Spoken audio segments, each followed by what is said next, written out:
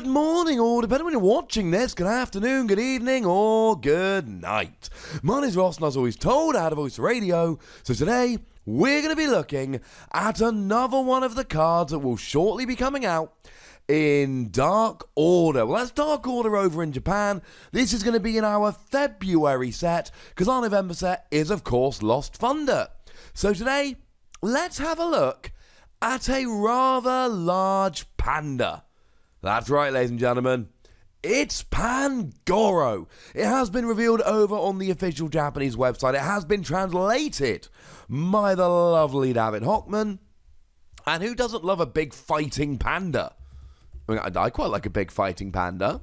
And actually, it's a big darkness fighting panda. And that's actually really good right now, because it means that you've got Devoured Field, which will let you do an extra 10 damage, which is quite nice. It means you are hitting weakness against stuff like Dawn Wings Necrozma and Bayonet, both of which are seeing quite a lot of play at the moment.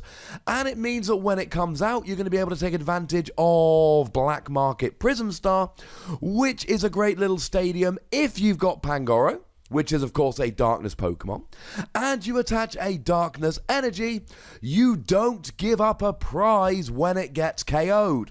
That sounds pretty good to me. Now, in terms of the HP here, 140, that's high. 140 HP is higher than we would generally expect from a Stage 1. That is really quite nice. 140 HP, quite frankly, that is a beefy HP. Now, you do have a weakness to fighting, which is a slight issue here, what with the whole Buzzwole thing going around. But Buzzwole with Diancie Prism Star is only doing 100 damage of weakness. Sure, the Baby Buzz, hey Nick, if you've got 4 prizes remaining, will get a one-hit KO, but that's once per game, so I'm sure you'll be alright with that.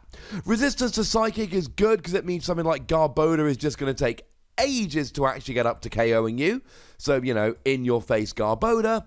And the retreat cost of 4, to be completely blunt, is huge. It's not good. There's not much of an advantage to this. There's not much we can do about it. It's sad, boo, hiss, etc. But it's the attacks we are primarily focused on here. And the first one, although it's quite expensive, I like it a lot.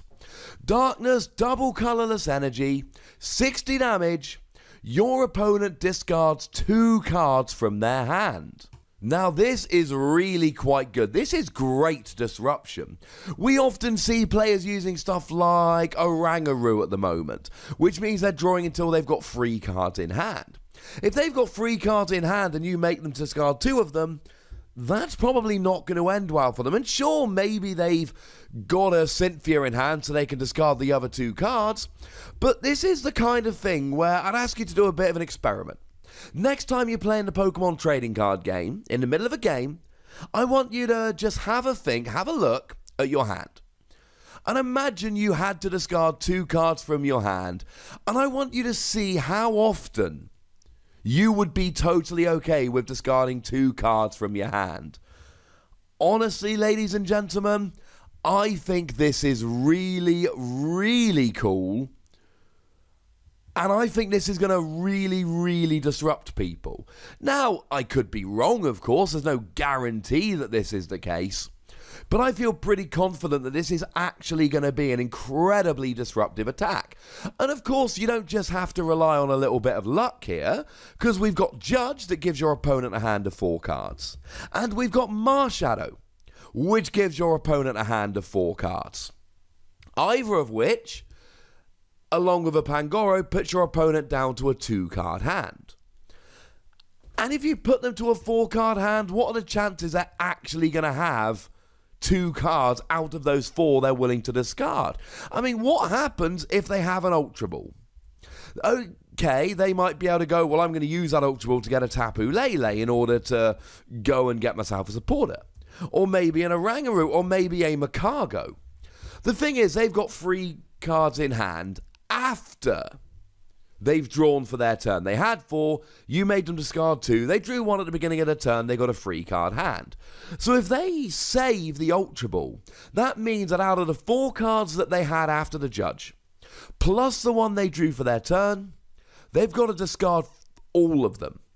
They get to use the Ultra Ball and search for any Pokemon, but every other card in their hand needs to go away. This could be really quite disruptive. And now you have to go into the expanded format because it has unfortunately rotated, which makes me a little bit sad. But how about this with Delinquent? Discard any stadium card in play. If you do, your opponent discards 3 cards from his or her hand.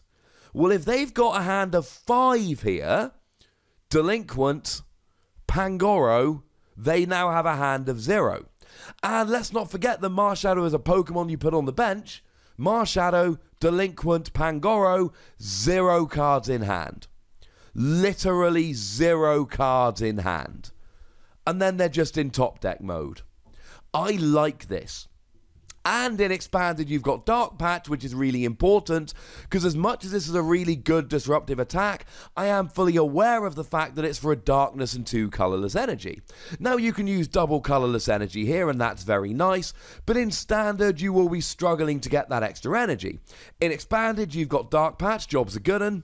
In Standard, I mean, you can use Macago GX, lets you discard the top card of your deck, and if it's a basic energy, attach it to one of your Pokemon. And obviously, you can then use the other Macago to make sure you've got an energy on top. You could use Nanu, for instance. Oh no, wait, you can't, because Nanu gets a basic Darkness Pokemon out of your discard and replaces it with one of your Pokemon on the field. And Pancham's not a Darkness Pokemon, it's a fighting Pokemon.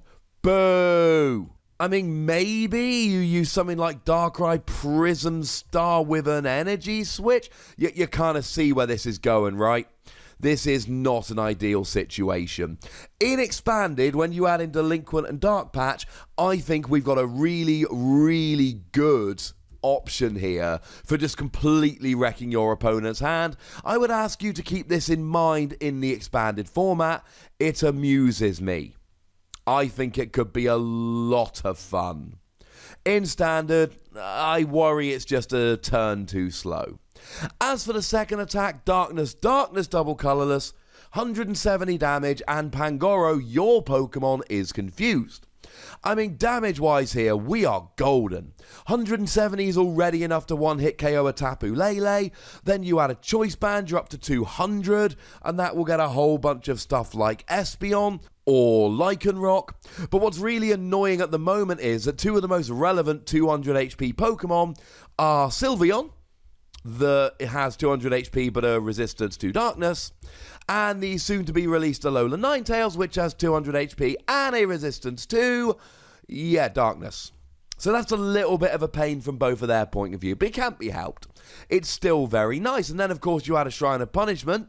This is a non-GX Pokemon after all. Or a Devoured Field, you're up to 210, and a Zoroark is going down. This is even more expensive than the first attack. It is, in fact, exactly 1 Darkness Energy more expensive. So I don't think this is an amazing attack. And look, the damage-wise, it's awesome. I'm not arguing about the damage here. The damage is great. My issue is that you're just having to spend 4 energy on it. I think the first attack is a little bit too expensive in Standard, but I think if you combine Dark Patch and Delinquent, there's an argument here for, okay, yeah, I get that, and I could see it working. In Standard, I fear the first attack is too expensive, and honestly, in Expanded, I fear even the second one might be a bit too expensive. I'd like to be wrong. This is a card that intrigues me greatly, and certainly hitting for 60 or more damage a turn while making sure your opponent always has 0 cards in hand is hilarious, but I'm not sure it's fast enough. Although it's definitely one I'm going to be trying in Expanded. Let's give it 3 Wassies because it looks like it could be a fun rogue deck and it is at least worth a try.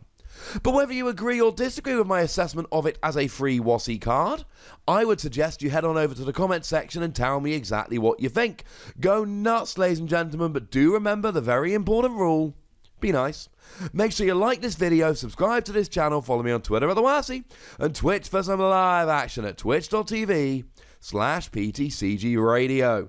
If you want to support the channel, get some bonus podcasts and all of that, head on over to patreon.com/PTCGRadio, where you can do exactly that. But by far the most important thing, as always, other than checking out youtube.com/WassiePlays for some Transformers TCG action, is to look after yourselves until next time. Thank you very much for watching. My name's Ross, and you've been watching PTCG Radio.